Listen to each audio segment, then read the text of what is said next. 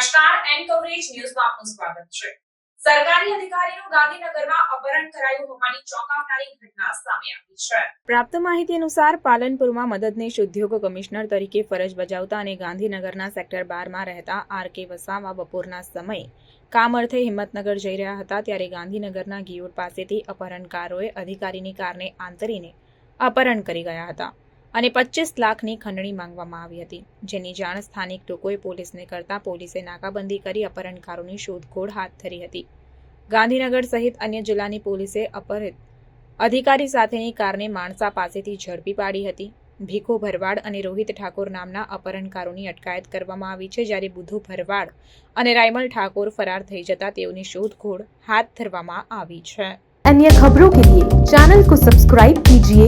खबरों का नोटिफिकेशन पाने के लिए बेल आइकॉन को जरूर दबाएं।